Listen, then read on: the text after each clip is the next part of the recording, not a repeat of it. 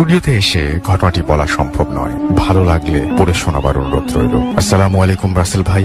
ওয়ালাইকুম সালাম। আশা করি আপনি ভালো আছেন। আমি আপনার নিয়মিত একজন শ্রোতা। আমার নাম মামুন আহমেদ, জেলা যশোর সদর, ডাক ওয়াদা বাজার, সিরাজ সিংহা।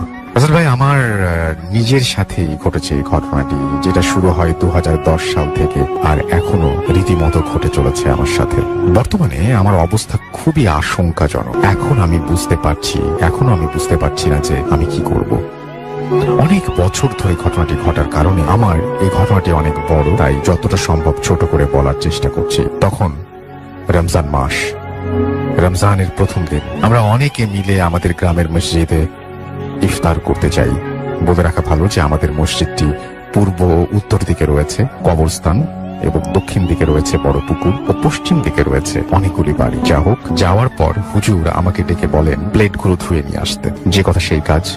মসজিদের টিউবওয়েলটি খারাপ থাকায় পুকুরে দিতে যাই। প্লেটগুলো প্রায় ধোয়া শেষ, এমন সময় আমি খেয়াল করলাম আমার কানে কেমন যেন একটা সাউন্ড আসতে লাগছে। আওয়াজটি মনে হচ্ছিল আকাশের দিক থেকে আসছে। আমি আকাশের দিকে তাকিয়ে দেখতে পেলাম কি যেন শাড়ি বেঁধে খুব দ্রুত চলে যাচ্ছে। এমন সময় আমি লক্ষ্য করলাম যে কে যেন আমার দিকে এগিয়ে আসছে আকাশ থেকে। আমার চোখের পলক পড়তেই দেখতে পেলাম যে আসছিলেন সে আমার সামনে। সে আমাকে বলল, ভয় পেও না, আমি তোমার কোনো ক্ষতি করব না। তাকে দেখতে খুবই উজ্জ্বল লাগছিল, গায়ে জড়ি জাতীয় লম্বা পোশাক, হাতে ছিল একটা লাঠি জাতীয় কিছু, মাথার চুল পায়ের গোড়ালি পর্যন্ত। আমি তার কথা আর জবাবে বলি, আমি তো ভয় পেয়েছি। সে বলে, কই, তুমি তো ভয় পাওনি বলে আমার শরীরে 3 বার ফু দিল আর বলল আজ সময় নেই, তোমার সাথে পরে দেখা করব, ভালো থাকো বলেই অদৃশ্য হয়ে গেল। আমি প্লেটগুলো নিয়ে উপরে উঠে আসি। তারপর আমি আমার বন্ধুদের বলি, তোমরা কি কিছু দেখেছো আমার সামনে দাঁড়িয়ে থাকতে? ওরা বলে, কই না তো। আমি আর কাউকে কিছু বলি না, মনের ভুল ভেবে। ঈদের কিছুদিন পর আমি সেই মহিলাকে আবারও দেখতে পাই স্বপ্নে। তিনি আসেন, আমার সাথে কথা বলেন বিভিন্ন বিষয়ে। এভাবে চলতে থাকে কিছুদিন। তারপর একদিন তিনি আমাকে তাদের ওখানে নিয়ে যান বেড়াতে। আমাকে যেভাবে তিনি নিয়ে যান, তিনি আমাকে বলেন আমি যা পড়বো তুমিও তাই সাথে সাথে পড়বে। তিনি যা পাঠ করলেন আমি তার সাথে তাই পড়লাম, আর বললেন তুমি আমার হাতের ওপর উঠে দাঁড়াও। আমি সেই মুহূর্তে দেখতে পেলাম তার হাতটি বিশাল বড় হয়ে গেল। আমি উঠে দাঁড়ালাম। তারপর তিনি আমাকে বললেন চোখ বন্ধ করো। আমি না বলা পর্যন্ত চোখ খুলবে না। আমি বলি ঠিক আছে। 5-6 মিনিট পর বলল চোখ খোলো। আমি চোখ খুলতেই দেখতে পেলাম রাজপ্রাসাদের মতো বাড়ি, মনে হচ্ছিল সোনা দিয়ে তৈরি করা, চারিদিকে ফুলের বাগান, অনেক বড় বড় গাছপালা আর অনেক অদ্ভুত কিছু। তিনি আমাকে ওই রাজপ্রাসাদের বাড়ির মধ্যে নিয়ে যান। আমাকে একটি জায়গায় বসতে দেয়া হয়। বসে আছি, ঠিক সেই সময় একটা মেয়েকে দেখতে পাই। মেয়েটার মুখটা দেখা যাচ্ছিল না, মুখে একটা কাপড় জাতীয় কিছু ছিল। সেই কারণে আমি সেই মহিলার কাছে জিজ্ঞেস করতেই তিনি বললেন ও আমার একমাত্র মেয়ে। তারপর তিনি তার মেয়েকে ডেকে আমার সঙ্গে পরিচয় করিয়ে দেন। অনেক গল্প হয় আমাদের। তারপর তিনি আমাকে একটা লাঠির মতো কিছু দেন আর বলেন এটা তোমার কাছে রাখো, তোমার সাথে আমরা দেখা করি এ বিষয়ে কারো সাথে কোনো কিছু বলবে না বা শেয়ার করবে না। তারপর আমি ওনাকে বলি আমি বাসায় যেতে চাই। তারপর আর কিছু মনে নেই। সকালে ঘুম থেকে উঠে স্বপ্নের কথা ভাবি আর নিজে মজাও পাই। স্বপ্ন তো স্বপ্নই, কিন্তু হাত মুখ ধুতে গিয়ে দেখতে পেলাম আমার ডান হাতে যে লাঠিটা দিয়েছিল সেই লাঠির দাগ আমার হাতের মধ্যে রয়েছে। পানিও সাবান দিয়ে ধোয়ার চেষ্টা করছি কিন্তু কিছু হচ্ছে না। তারপর এই দাগটি আমার হাতে থাকে অনেক দিন।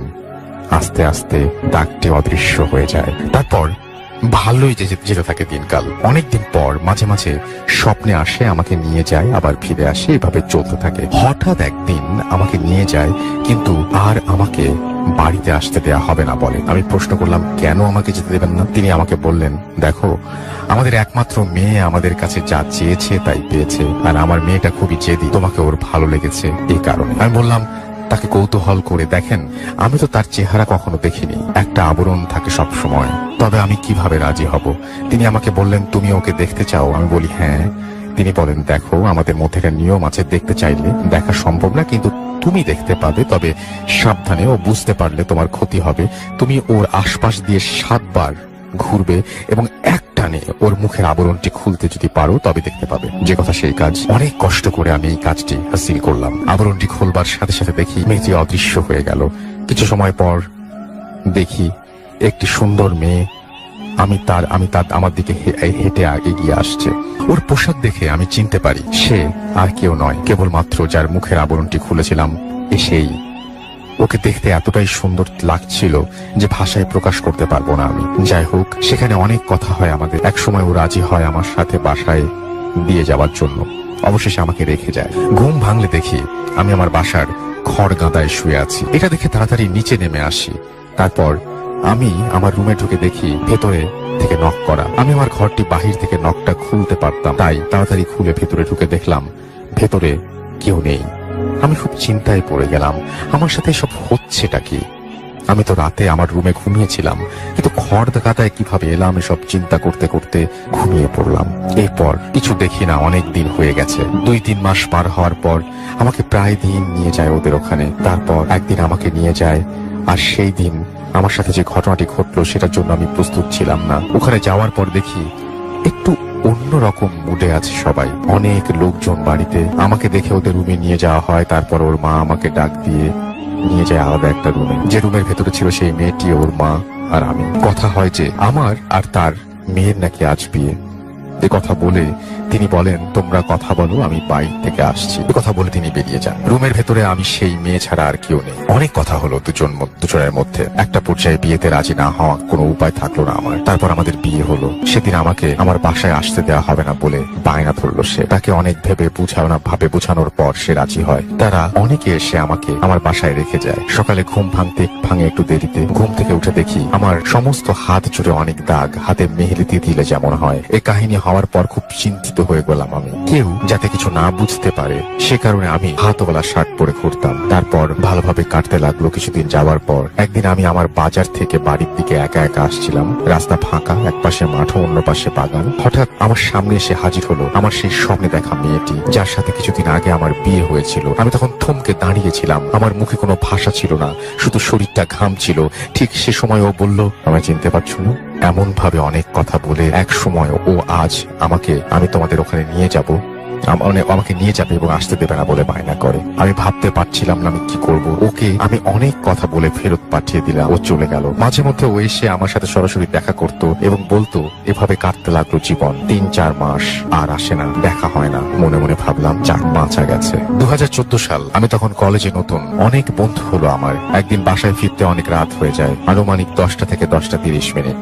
এক পায়ে হেঁটে রাস্তা দিয়ে আসছিলাম। রাস্তাটা ছিল ঘন অন্ধকার, চারিদিক থেকে ঝিঝি পোকার ডাক। এক জায়গাতে আসার পর আমার শরীরটা কেন যেন ভারী হয়ে গেল। জায়গাটার বিবরণ না দিলেই নয়। ওই স্থানটির নাম ব্যাপারী দিঘি, খালিতলা, ফাঁকা মাঠ এবং রাস্তা বাদে যার চারিদিকে কবরস্থান। এমনিতে জায়গাটি সকালে সকলের কাছে ভয়ের ছিল। আমি মনে মনে সাহস জোগাই আর এগোতে থাকলাম বাসার দিকে। একটা সময় আমি লক্ষ্য করলাম আমি হাঁটছি, তবে স্থান পরিবর্তিত হচ্ছে না। আস্তে আস্তে আমার পা আর চলছে না। মনে হচ্ছিল পেছন থেকে কে যেন পা টেনে ধরেছে। শরীরের শক্তি যেন হারিয়ে যাচ্ছে। শরীরের সকল পশমগুলো দাঁড়িয়ে গেছে। আমি তখন চিৎকার করতে চাচ্ছিলাম, কিন্তু আমার মুখ থেকে কোনো কথা বের হচ্ছিল না। এমন সময় আমি লক্ষ্য করলাম আমি যতই মাটি থেকে ওপরের দিকে চলে যাচ্ছি, মনে হচ্ছিল আমি তখন বুঝতে পারি আমার সাথে আজ বড় খারাপ কিছু করতে চলেছে। তাই আমি আল্লাহকে স্মরণ করি আর যে সকল সূরা পাঠ করতে পারতাম সব পাঠ করতে লাগলাম। এক সময় আস্তে আস্তে মাটিতে আবার নেমে এলাম। এক পা বাড়িয়ে দৌড় মারতেই দেখতে পেলাম সাদা আলো টাইপের কিছু একটা এসে হাজির হলো আমার সামনে। আমি খেয়াল করে দেখলাম সে আর কেউ নয়, সেই মেয়েটি। ওকে দেখার পর আমি আবার সাহস ফিরে পাই। আমাকে বলল, কি ভয় পেয়েছো?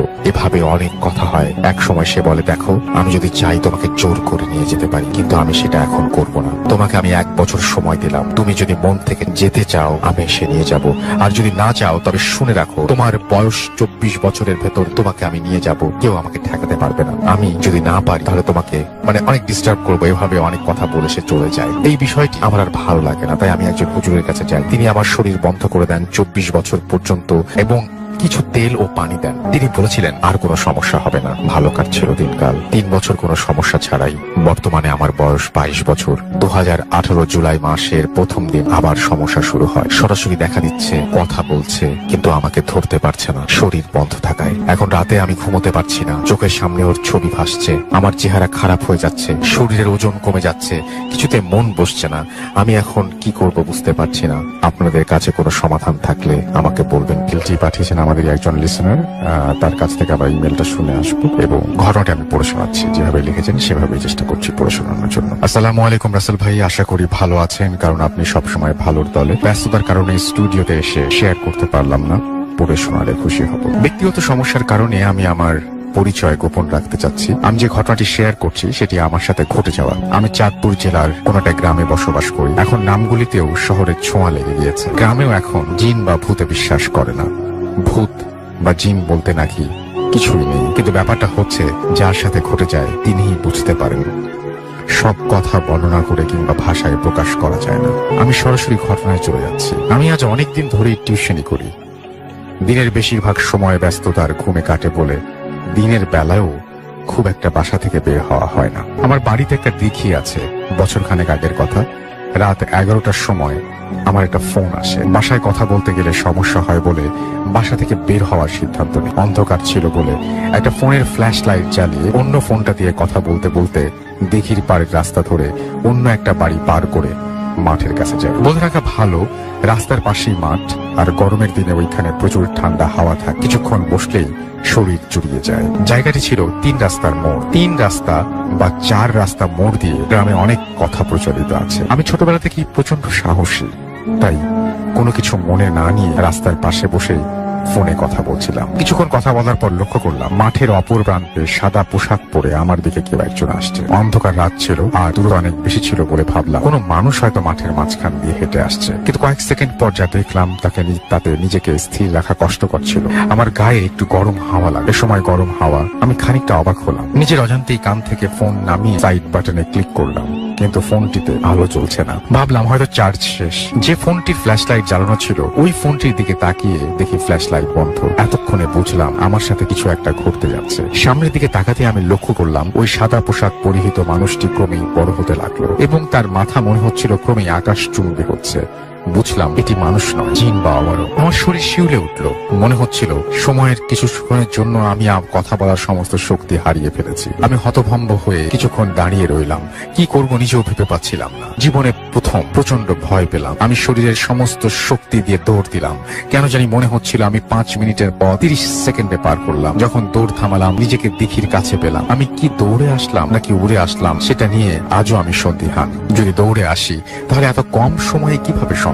দিঘির কাছে আসার পর দেখলাম আমার ফোনের অটোমেটিক আলো জ্বলে উঠেছে। আমি অনেক অবাক হই। এর আগে দাদুর কাছে অনেক ঘটনা শুনেছি, কিন্তু ওই দিন প্রথম বাস্তবতার মুখোমুখি হলাম। ঘটনাটি এখানে শেষ হয়ে পারত। আমার জন্য এর চেয়ে বড় ট্র্যাজেডি অপেক্ষা করছে। আমি প্রায় 20 মিনিট দিঘির ঘাটলায় বসে ভাবতে লাগলাম কি ঘটে গেল আমার সাথে। ভাবতেই আমার ফোনটা বেজে ওঠে। অপর প্রান্তে যিনি ছিলেন তিনি হঠাৎ করে ফোন কাটার কারণ জিজ্ঞাসা করলেন। আমি জবাবে একটু সমস্যা ছিল বলে তাকে বিদায় জানিয়ে বাসায় চলে আসি এবং ঘুমানোর প্রস্তুতি নিই। শোয়ার কিছুক্ষণ পর আমার চোখে তন্দ্রা লেগে আসে, কিন্তু আশেপাশে অন্য বাসার কাকার কথা আমার কানে বাজছিল। আমি অনুভব করলাম আমার জানলার বাইরে ওই সাদা জামা পরিহিত অবয়বটি দাঁড়িয়ে আছে। আমি তার অবস্থান বুঝতে পারছি, কিন্তু ওর মুখের অংশ কোনো ওপরে থাকার কারণে দেখতে পাচ্ছিলাম না। কয়েক সেকেন্ড পর আমি অনুভব করলাম আমার পা শিউরে উঠছে। আস্তে আস্তে পুরো শরীর, মনে হচ্ছে কেউ আমার পা থেকে আস্তে আস্তে হাত উপরের দিকে তুলছে। যত উপরের দিকে তুলছে ততই আমার শরীর জমে যেতে লাগলো। আমি পুরোটা শরীর অবশ হয়ে গেল। পা আস্তে আস্তে বুক পর্যন্ত অবশ হয়ে আসে। আমার শরীরের সবগুলি লোম দাঁড়িয়ে যায়। আমি চিৎকার করার অনেক চেষ্টা করি, কিন্তু কিছুতেই মুখ দিয়ে শব্দ বের হচ্ছিল না। আমি ভয়ে হাত পা ছড়াছড়ি করি, চেষ্টা করছিলাম কিন্তু পারছিলাম। সাময়িক সময়ের জন্য মনে হচ্ছিল আমার শরীরের উপরে কেউ যেন পাথর বসিয়ে রেখেছে। আমি চাইলেও সরাতে পারছি না। ঠিক প্যারালাইজড হলে যেমন কিছুই নাড়াতে পারে না, এমনকি জিউ ভাওনা, ঠিক তেমনই অনুভব করছিলাম। আমি স্পষ্টভাবে বলতে পারবো না আমার জ্ঞান ছিল, আমার স্মৃতি ছিল, আমার মনে ছিল। এ সময় আয়াতুল কুরসি পড়া শুরু করলো। হাত পা অনেকটা ছড়াছড়ি করার অনেক চেষ্টা করছিলাম আর মনে মনে আয়াতুল কুরসি পড়ছিলাম। যখন আয়াতুল কুরসি শেষ আয়াতে আসলাম তখন শরীরের প্রচন্ড শক্তি দিয়ে আমি লাথি মার। এতক্ষণে আমার বুকের বোঝা সরে গেছে। আমি ঘেমে একাকার হয়ে যাই, ঠিক গোসল করে আসলে যেমন হয়। আমি একটা শব্দ শুনলাম, ঠিক বিড়াল দেয়ালে বাড়ি খেলে যেমন শব্দ হয় তেমন শব্দ পেলাম। আমি আম্মুকে ডেকে তুললাম, তারপর সব ঘটনা খুলে বললাম। আমি আর আম্মু মিলে রুমের লাইট জ্বালিয়ে বিড়াল খোঁজার চেষ্টা করি। উল্লেখ্য, বিড়াল খুঁজতে গিয়ে হঠাৎ জানালার দিকে চোখ পড়ে, কিন্তু দেখলাম জানালা বন্ধ, দরজা বন্ধ। তাহলে ওই বিড়াল কোথায় গেল? বিড়ালের শব্দ আম্মুও শুনেছিল। কিছুক্ষণ খোঁজার পর না পেয়ে আবার রুমে চলে আসি। আম্মু আমাকে দোয়া পড়ে শরীরে ফু দিয়ে দিলেন। আমি খুব বেশি অবাক হইনি, কারণ আমি তুলা রাশির জাতক। এমন অনেক ঘটনা আমার সাথে প্রতিনিয়ত ঘটে। ভুল হলে ক্ষমার দৃষ্টিতে দেখবেন। গুছিয়ে লিখতে না পারার জন্য আন্তরিকভাবে দুঃখিত। যেভাবে লিখেছেন আমি সেভাবেই পড়ে শোনাচ্ছি। আসসালামু আলাইকুম রাসেল ভাই, আশা করি ভালো আছেন। আমার নাম লকিব আসিফ ইকবাল। আমি একটি বেসরকারি প্রতিষ্ঠানে লজিস্টিক কাম ফিনান্স অফিসার হিসেবে কর্মরত আছি। ভূত প্রেতের ওপরে আমার কোনোদিনই বিশ্বাস নেই, এমনকি এখনো বিশ্বাস করি না। আমি যে দেখেছি তা আমার মনের ভুলও হতে পারে। আমার স্ত্রী ভূত এফএমের একজন নিয়মিত শ্রোতা এবং রেগুলার কমেন্ট করে। আপনার অনুষ্ঠানটাকে আমরা স্রেফ গাঁজাখুরি বলেই মনে হতো। তবে একজন মুসলমান হিসেবে আমি জিন বিশ্বাস করি। তবে জেনে রাখা ভালো, এরা কখনো মানুষের ঘাড়ে ভর করে না। কিন্তু কিছুদিন আগে আমার জীবনে ঘটে যাওয়া একটা ঘটনার পর থেকে আমার মনে হচ্ছে আসলেই এমন কোনো কিছু একটা আছে যা সত্য। সেটা হতে পারে মানুষের দেয়া ভূত কিংবা অন্য কিছু। আমার এক কলিগ, এখানে তার নামটা বলছি না, সে নতুন মোটরসাইকেল কিনে এনে আমাকে অফার করলো, ভাই চলেন বাগেরহাটের মোংলায় আমার ফুপুর বাড়ি আছে, সেখানে গিয়ে দাওয়াত খেয়ে আসি। অনেক জোরাজুরি করায় এক পর্যায়ে রাজি হয়ে গেলাম। দাওয়াত খেয়ে বাড়ি ফেরার পথে ওদের বাড়ি বাগেরহাটের একটি বাজারের কাছে। যথারীতি আমাকে মোটরসাইকেল চালাতে বলল। আসার সময় ওর ফুপু ওদের বাড়ির জন্য টিফিন ক্যারিয়ারে করে খাবার দিয়েছিল। ও বাটি হাতে নিয়ে মোটরসাইকেলে বসে আছে, আমি চালাচ্ছি। চুলকাঠি বাজারের ভেতর দিয়ে সিএনবি বাজার যাওয়ার একটা শর্টকাট রাস্তা আছে গ্রামের মধ্য দিয়ে। ও আমাকে বলল, ভাই চলেন এই রাস্তা দিয়ে যাই। আমি বললাম, এটা গ্রামের ভেতরে চিকন রাস্তা, তাছাড়া অনেক সাইড রাস্তা আছে, আমি ভালো চিনি, কোনো অসুবিধা হবে না। রাস্তায় ঢুকে মোটামুটি ভাবে গাড়ি চালাতে লাগলাম। কিছু দূর যাওয়ার পর দেখছি একটা 8-9 বছরের মেয়ে আমার গাড়ির সামনে দৌড়াচ্ছে। এখানে একটা কথা বলে রাখি, আমার আগে ছোটবেলায় রাস্তার পাশে আমরা দাঁড়িয়ে থাকতাম এবং কোনো মানুষের সাথে সাথে হেঁটে যাওয়া কিংবা হ্যারিকেন জ্বালানো কোনো রিক্সা ভ্যানের পেছনে পেছনে দৌড়ে বাড়ি চলে যেতাম। এখনকার ডিজিটাল যুগে বাচ্চারা অন্ধকার রাতে মোটরসাইকেলের সাথে দৌড়াবে, এমনটাই স্বাভাবিক। আমার কলিগকে বললাম, দোস্ত দেখো, মেয়েটাকে দৌড়াতে দেখে আমার ছোটবেলার কথা মনে পড়ে গেল। ও আমাকে বলল, হ্যাঁ ঠিক তাই, আমারও ছোটবেলায় এই একই কাজ করতাম। এই কথা বলছি আর মেয়েটির পেছন পেছন গাড়ি চালাচ্ছি। একটা সময় গাড়ির ডিজিটাল মাইল স্পিডের দিকে চোখ গেল। চোখ পড়তেই আমি পাথরের মতো হয়ে গেলাম। আমি গাড়ির গতি তখন আমার প্রায় 50-55 আপ ডাউন করছে। এত স্পিডে মাত্র 8-9 বছরের একটা মেয়ে কিভাবে দৌড়াচ্ছে? আমার বন্ধুকে বললাম, এই মেয়েটি এত স্পিডে কিভাবে দৌড়াচ্ছে? ও বলল, তাই তো। এই কথা বলতেই সামনে তাকাতে দেখি মেয়েটি উধাও। মোটরসাইকেল থামিয়ে পকেট থেকে মোবাইল বের করে দেখলাম রাত 1:35 বাজে। কিছুতেই নিজের মনকে বিশ্বাস করাতে পারছি না কি দেখলাম। বাইকের হ্যান্ডেল ঘুরিয়ে হেডলাইটের আলোয় চারিদিকে ঘুরিয়ে দেখি কোনো বাড়ি ঘর নেই। রাস্তার একপাশে সুপারি বাগান আর একপাশে একটা বড় পুকুর আর সামনে পেছনে রাস্তা। চোখের পলকে মেয়েটি কোথায় গেল? পেছনে থাকার জন্য মেয়েটির চেহারা আমি দেখিনি, কিন্তু মেয়েটি একটা হলুদ ঘটি হাতা টাইপের ফ্রক পরা ছিল, খালি পায়ে, বেশ স্বাস্থ্যবান, চুল সম্ভবত ছেড়ে দেয়া ছিল। নিজের চোখকে কোনো রকমে বিশ্বাস করতে পারছিলাম না। যাই হোক, ঘটনা যদি এখানেই শেষ হতো তবে কোন রকম যুক্তি দিয়ে ভাবতাম হয়তো মেয়েটি তার বাড়িতে ঢুকে গিয়েছিল আর আমাদের বাইকের মিটার খারাপ হতে পারে, ডিজিটাল মিটার। যখন আমরা ওদের বাড়িতে ফিরলাম তখন ঘটলো সব থেকে বড় যুক্তিহীন ঘটনা, যে টিফিন বাটিতে করে ওর ফুপু খাবার দিয়েছিল সে বাটিতে কিছু লতা পাতা, গোবর, শুকনা মাটি আর একটা ফ্রক দুমড়ে মুচড়ে রাখা। এটি সেই ফ্রক যেটি আমি মেয়েটির পরনে দেখেছি। চাচি আম্মা যখন আমাদের সামনে বাটি খুললো তখন আমরা এই দৃশ্য দেখে মুখের ভাষা হারিয়ে ফেলেছিলাম এবং সাথে সাথে আমি জ্ঞান হারিয়ে ফেলি। আমার জ্ঞান যখন ফিরলো দেখলাম আমার স্ত্রী আমার পাশে বসা। আমি বললাম, তুমি এখানে কিভাবে এলে? ও আমাকে বলল, আমি গত 4 দিন ধরে এই বাড়িতেই। আমার কলিগের কথা বলল, সে আমাকে নিয়ে এসেছে। পরে জানতে পারলাম আরো ভয়ঙ্কর ঘটনা। সেই রাতে চাচি আম্মা টিফিন বাটি খোলেন নাই, তিনি বাটি শুধু ফ্রিজে ঢুকিয়ে রেখেছিলেন এবং সকালে খাবার গরম করে সকলকে দিয়েছিলেন। আমার কলিগকে বললাম, তুই কিছু দেখিসনি? ও আমাকে বলল, আমি বাইক চালানোর সময় ওর সাথে গল্প করতে করতে চলে এসেছি, এমন কোনো ঘটনা ঘটেনি। ওরা ভেবেছিল আমার হয়তো শরীর অসুস্থ থাকার কারণে মাথা ঘুরে পড়ে যাই এবং 4 দিন জ্বরে ভুগি। ঘটনাটা কেউ বিশ্বাস করছিল না বলে আমি চেপে যাই, আর কোনো কথাও বাড়াই না। তারপর থেকে আমি রাতে বাইক চালাতে গেলেই মনে হয় মেয়েটি আমার পাশে দৌড়াচ্ছে। তাই এখন রাতে বাইক চালাই না। যদি খুব জরুরি হয় তবে বাইক চালাতে পারি এমন কাউকে সাথে নিয়ে বাইরে যাই। ঘটনাটা বিশ্বাস হলে অন্যদের পড়ে শোনাবেন। ছোট একটা ঘটনা খুলনা থেকে এসছে এবং এই ঘটনাটি পড়ে শোনাতে চাই। এই ঘটনাটি খুব অদ্ভুত টাইপের একটা ঘটনা, ভয়ের বলবো কিনা জানি না যিনি লিখেছেন, আমি বরং তার মতো করেই পড়ে শোনাই এবং পুরোপুরি ভারটা আপনাদের উপরে দিয়ে দিই। আসসালামু আলাইকুম রাসেল ভাই, আশা করি ভালো আছেন। আমি অনেকদিন থেকেই ভাবছি আমার সংগ্রহে থাকা কিছু ঘটনা লিখে পাঠাবো, তবে সময়ের অভাবে সেটা হয়ে ওঠেনি। বেশ ব্যস্ততার মধ্যেও একটা ঘটনা লিখছিও খুব সংক্ষেপে।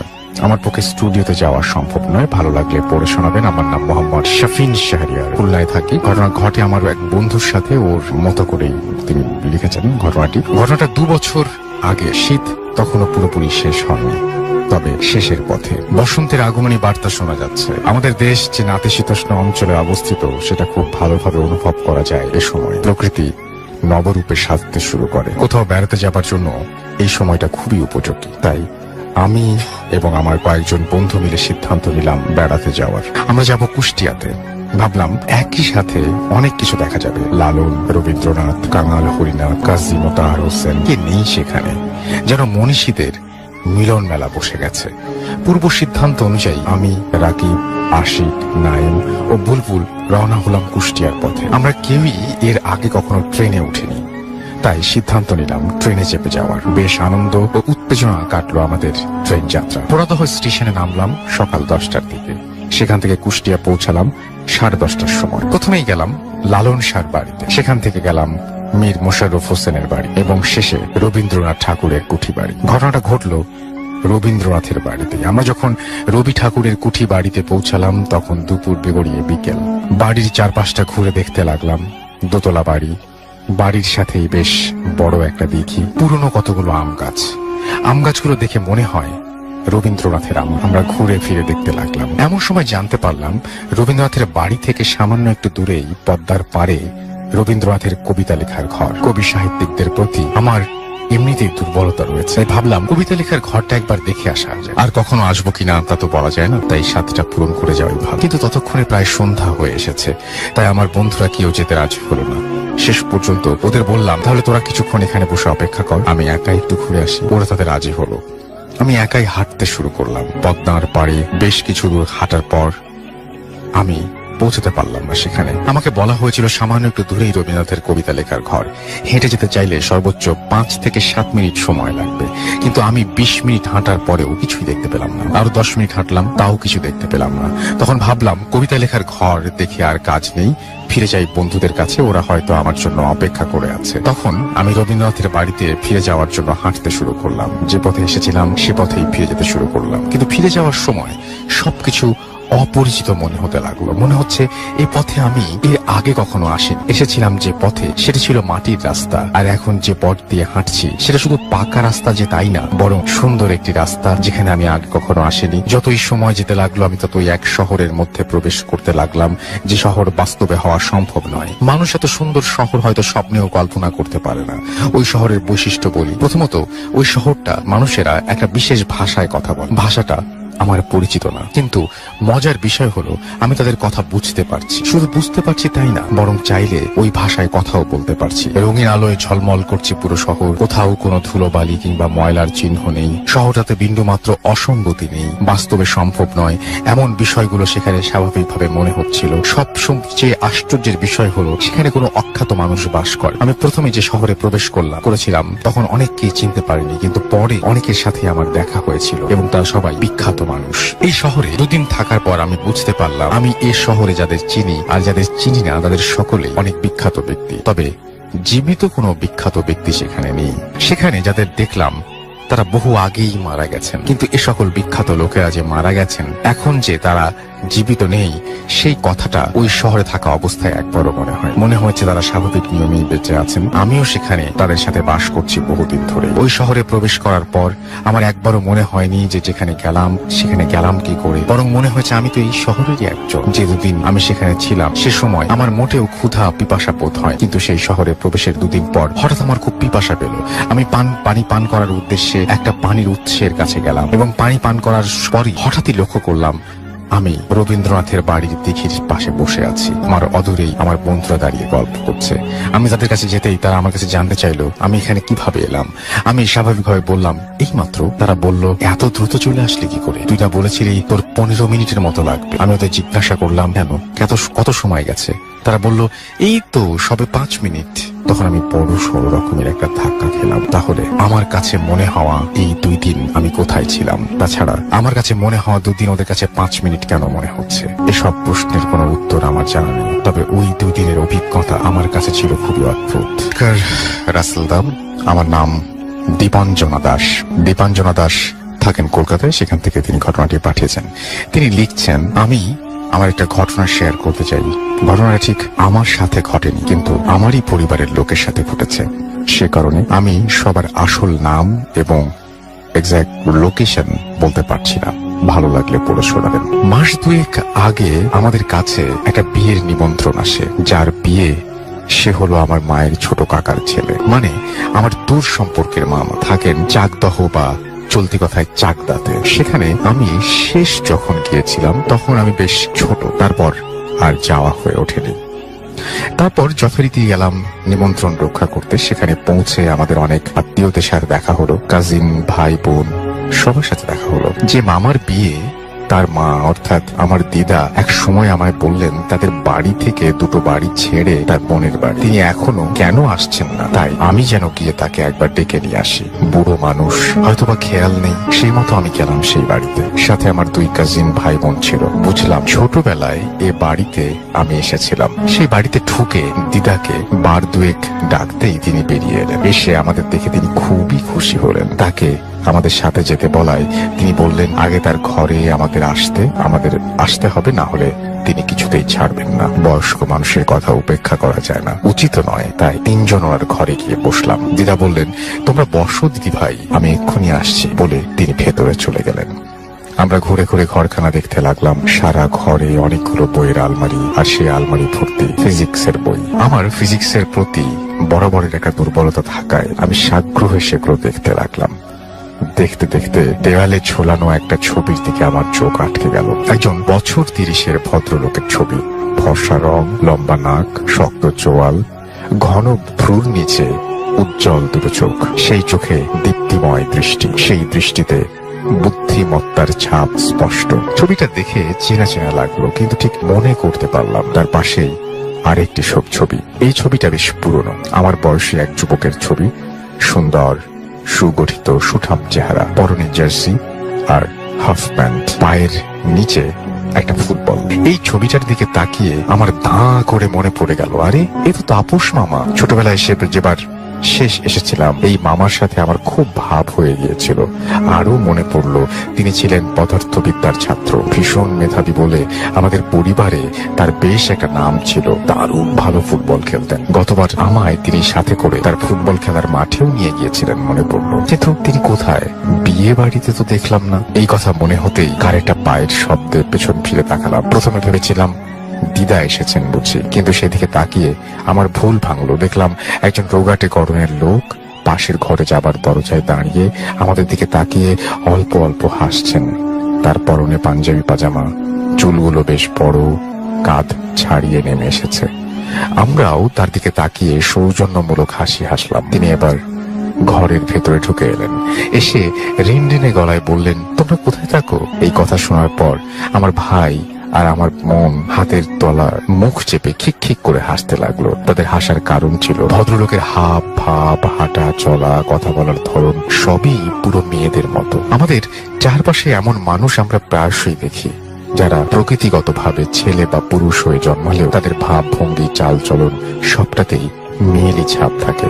তাদের নিয়ে অধিকাংশ ক্ষেত্রেই ঠাট্টা বিদ্রুপ করা হয়, কিন্তু সেটা তাদের ইচ্ছাকৃত নয়, পুরোটাই হরমোনের তারতম্যের জন্য হয়ে থাকে। এটা আমরা জেনেও না জানার মতো করে তাদের নিয়ে মজা করি।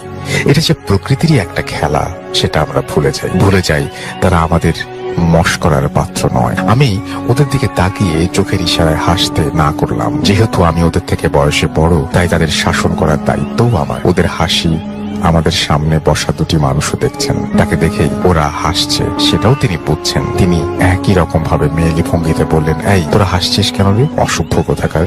কথাটা বলার সময় তিনি হাতের বিশেষ এক ভঙ্গিতে তার মনের সামান্য অভিমান ব্যক্ত করলেন। তার হাতের মুদ্রাও নারী সুলভ। লক্ষ্য করলাম তার হাতের নখগুলো লম্বা, তাতে হালকা রং লাগানো। ইনি নেল পলিশ পরেছেন। আমার ভাই বোনগুলো হাসি থামানো গেল না।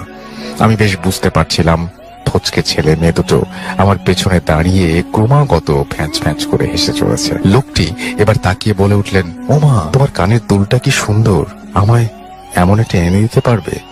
আমি কি বলবো ঠিক বুঝতে পারলাম না, কেবল হেসে ঘাড় নেড়ে সম্মতি দিলাম। তিনি আমার সাথে আরো অনেক কথা বলতে লাগলেন, সেগুলোর প্রায়ই সব সাজগোজ বিষয়ক। এবার আমার বেশ অস্বস্তি হচ্ছিল। তার কারণ হলো সামনে বসা মানুষটা আমায় সমানে নকল করে চলেছে। আমি যেভাবে বসছি তিনিও ঠিক সেভাবে বসছেন। আমার বসার ভঙ্গি পরিবর্তন করলে তিনি হুবহু সেইভাবে সরে বসছেন। আমি গাল চুলকালে তিনিও তাই করছেন।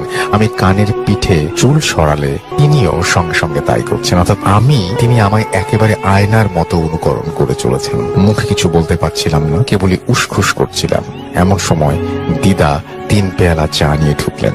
ঢুকেই তিনি ওই লোকটিকে বললেন, তুই এখানে কি করছিস, যা ভেতরে যা। তার কথা শুনে লোকটি বলল, যাচ্ছি বাবা যাচ্ছি। উফ, তুমি না সত্যি কেমন যেন করো। আমি ঘর থেকে বেরোলে একটু লোকের সাথে কথা বলছি, তাও ভালো লাগে না। লোকটি আবার সেই মেয়েলি ভঙ্গিতে দ্রুত ভেতরে চলে গেল। দিদা চায়ের কাপ সমেত ট্রেটা টেবিলে নামিয়ে বসলেন। আমি জিজ্ঞেস করলাম, উনি কে দিদা? দিদা একটা দীর্ঘশ্বাস ছেড়ে বললেন, চিনতে পারোনি তাই না? আসলে তোমারই বা দোষ কি?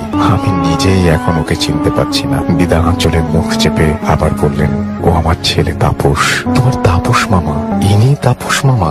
আমি শুনে ভীষণ অবাক হয়ে গেলাম, কিন্তু আমার যতদূর মনে পড়ছে উনি তো এরকম ছিলেন না। দিদা বললেন, ছিলেন নাই তো। মাস 4 আগেও ছেলে আমার এমন ছিল না, পুরোপুরি সুস্থ আর স্বাভাবিক ছিল, আর 5টা সাধারণ ছেলের মতো। কিন্তু এমন হলো কি করে হঠাৎ? যতদূর জানি এই ধরনের হরমোন প্রবলেম যদি কারো থেকে থাকে সেটা অনেক ছোট থেকেই ধরা পড়ে। এতদিন পর প্রাপ্ত বয়স্ক একটা মানুষের আচমকা এরকম পরিবর্তন হয় বলে শুনিনি। কি আর বলবো মা, আগে আমার ছেলে সারাদিন পড়াশোনা নিয়ে থাকতো, কলেজে পড়াতে যেত, একদিনও কামাই করতো না। ফুটবল খেলায় খুব ঝোঁক ছিল, আর এখন সারাদিন সাজগোজ নিয়ে থাকে। বারণ করলে শোনে না, শাড়ি পরে মেয়েদের মতো করে সেজে আয়নার সামনে গিয়ে বসে থাকে। কলেজে যাওয়া ছেড়ে দিয়েছে, বাড়িতেও পড়াশোনা করে না। আর এসব ম্যাগাজিন আছে, শাড়ি গয়নার ছবি দেয়া, সেই সব পড়ে সর্বক্ষণ। খেলাধুলার ধারে কাছেও যায় না। আর আয়নার সামনে দাঁড়িয়ে বিভিন্ন নাচের ভঙ্গি রপ্ত করে। কি বলছো দিদা? মাত্র 4 মাসে একটা মানুষ আমূল পরিবর্তন হয়ে যেতে পারে? আমি বিশ্বাসই করতে পারছিলাম না। আমার দেখা সেই তাপস মামাকে এবার বেশ মনে পড়লো। 20 বছরের এক টকবকে তরুণ, পায়ের আগায় ফুটবল নিয়ে মাঠ দাপিয়ে বেড়ায়, পদার্থবিদ্যার এক কৃতি ছাত্র, মেহেলিপনার লেশ মাত্র নেই। সেই মানুষ, দেয়ালে টাঙানো ছবির মানুষ, আর খানিকক্ষণ আগে দেখায় এই মানুষের মধ্যে কোনো মিলই নেই, বরং আকাশ পাতাল তফাৎ। দিদা বললেন, তার উপর এক বিচ্ছিরি স্বভাব হয়েছে। সামনে কোনো মেয়ে দেখলেই তাকে নকল করবে। সে যা করবে ও হুবহু তাই নকল করবে। আচ্ছা, এটা তো কোনো মানসিক সমস্যা হতে পারে। তোমরা ডাক্তার দেখাওনি? আমি প্রশ্ন করি। দেখাইনি। আবার কলকাতায় নিয়ে গিয়ে বড় বড় ডাক্তার দেখিয়েছি, কেউ কিছু ধরতে পারেনি, কোনো সমাধানও দিতে পারেনি। আর দেবেই বা কি করে? এ তো কোনো রোগ নয়, ওর গায়ে যে হাওয়া বাতাস লেগেছে। হাওয়া কি? প্রশ্ন করলো আমার ভাইটা।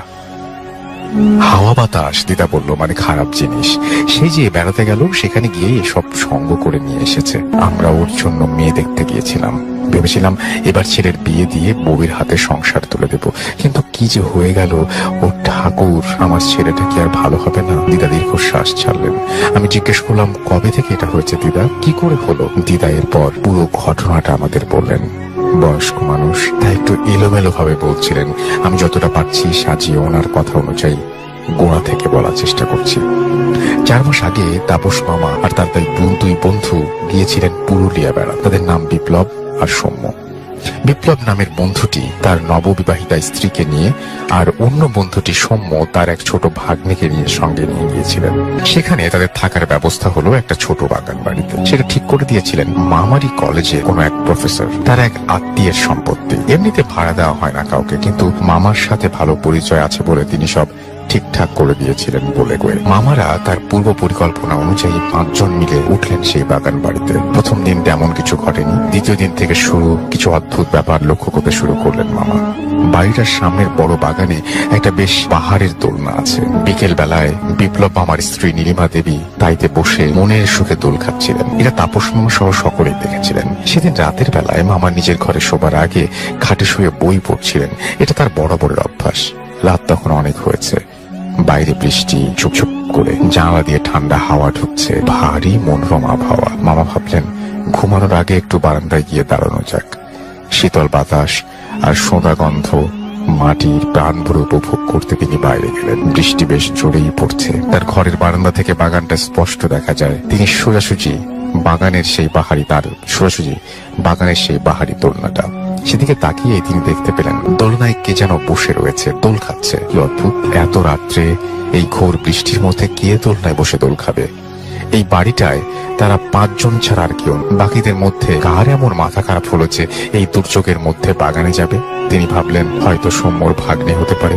বাচ্চা ছেলে, অনেক সময় বৃষ্টিতে ভিজতে ইচ্ছে করে। এই বয়সে অনেক উদ্ভট খেয়াল মাথায় চাপে। তিনি চেঁচিয়ে ডাকতে যাবেন, এমন সময় চারিদিক আলোকিত করে বিদ্যুৎ ঝলকে উঠল। সেই আলোতে তিনি স্পষ্ট দেখতে পেলেন দোলনায় বসে সৌম্যর ভাগ্নে নয়, বিপ্লবের স্ত্রী নীলিমা দেবী। নীলিমা দেবী তার দিকে পিঠ করে বসে বিকেলের মতো একইভাবে দোল খাচ্ছেন। সেই একই শাড়ি তার পরনে, একই রকম ভাবে তার কায়দা করে চুল কাটা। মনে হলো বিকেল বেলা তিনি যা দেখছিলেন সেটারই পুনরাবৃত্তি ঘটছে। তিনি কিছুক্ষণ কি করবেন বুঝতে পারলেন না। তিনি ওনাকে ডাকবেন নাকি ওনাকে নিজের মতো ছেড়ে দেবেন। ভাবতে ভাবতে হঠাৎ দেখলেন দোলনাটা ফাঁকা, সেখানে কেউ নেই। অথচ তিনি সেখান থেকে কাউকে উঠে যেতে দেখেননি। মামা নিজের মনের ভুল মনে করে ঘরে চলে এলেন, যদিও তার মনে একটা খচখচানি থেকেই গেল। পরের দিন সকালবেলা মামা নীলিমা দেবীকে কথাটা জিজ্ঞেস করলেন। তিনি তো শুনে পুরো অবাক। নীলিমা দেবী সেই সময় নিজের ঘরে ঘুমিয়ে কাদা। তাছাড়া অত বৃষ্টির মধ্যে মাঝরাত্রে কোনো পাগল ছাড়া কেউ দোলনায় দোল খাবে না। তিনি ঘুমের ঘরে ভুল দেখছেন বলে তারা সবাই মজা করতে লাগলো। মামাও ব্যাপারটা গম্ভীর ভাবে নিলেন না, যদিও নেওয়া উচিত ছিল। সেদিন তারা ঠিক করলেন বাইরে বাগানে পিকনিক করবেন। তাদের জন্য মামার 2 বন্ধু গেলেন বাজারে। মামা, নীলিমা দেবী আর ভাগ্নে রইলেন। তারা বাজারে যাবার পর মামা বসে বই পড়ছিলেন। সেই সময় নীলিমা দেবী এসে জিজ্ঞেস করলেন, আমার বড্ড মাথা ধরেছে, আমি চা বানাচ্ছি, তোমার জন্য বানাবো? মামা হ্যাঁ বলতে তিনি চা করতে গেলেন। কয়েক মুহূর্ত পরে তিনি গলা বাড়িয়ে জিজ্ঞেস করলেন, তাপস, তোমার চায়ে আদা দেবো তো? মামা সম্মতি জানাতে তিনি তাদের দুজনের জন্য আলাদাভাবে চা নিয়ে আসলেন। সেদিনই বিকেলে তারা কাছাকাছি দিয়েছে কেউ। মামা ভীষণ অবাক হলেন। এগুলো হচ্ছে, কিছু একটা হচ্ছে, এটা তিনি বুঝতে পারছিলেন না। বাকিরা ফিরে আসার পরেও তিনি কিছু বললেন না, যদি আবার তারা তাকে নিয়ে মজা করে। এরপর সকালবেলা তাদের অযোধ্যা পাহাড়ে যাবার কথা। সবাই তৈরি হয়ে গেছে, কিন্তু স্বাভাবিকভাবেই নীলিমা দেবী তখনও ওঠেননি। তারপর সময় তাকে তাগাদা দিতে ঘরে গিয়ে বলেন, বৌদি তোমার আর কত দেরি? মামা দেখলেন নীলিমা দেবী তখন আয়নার সামনে বসে চুল আঁচড়াচ্ছেন। তিনি বললেন, এই তো হয়ে গেছে, এক্ষুনি আসছি। তিনি আরো খানিক পর তৈরি হয়ে এলেন এবং তারা ঘুরতে চলে গেলেন। ফিরে এসে তারা রাতের খাবার খেয়ে সবাই বাইরে বাগানে বসে গল্প করছিলেন। রাত তখন প্রায় 10টার কাছাকাছি। মামা বাথরুমে যাবার জন্য ঘরের ভেতরে এলেন। বাকিরা তখনও বাইরে গল্পের বেশ ভয় পেয়ে গেলেন। তবে একটু আগে ঘরের ভেতরে তিনি কাকে দেখলেন, আগের দিন দরজার বাইরে কে ছিল, আর সেদিন রাতের দোলনাতেই বা কে ছিল? সে কেন নীলিমা দেবীকে নকল করে? সেদিন রাতে মামা নিজের ঘরে শুয়েছিলেন। তার কিছুই ঘুম আসছিল না। তিনি কেবল বিছানার এপাশ ওপাশ করছিলেন। একসময় হালকা তন্দ্রা এসে গেল, কিন্তু কিছুক্ষণ বাদেই কিছু একটা শব্দে তার তন্দ্রা ছুটে গেল। তিনি বিছানায় সোজা হয়ে শুয়েছিলেন। চোখ খুলতেই তার চোখ গেল সিলিং এর দিকে। ঘরের আলো আধারিতে তিনি দেখতে পেলেন সিলিং ফ্যান থেকে ঝুলছে একটি মানুষের দেহ।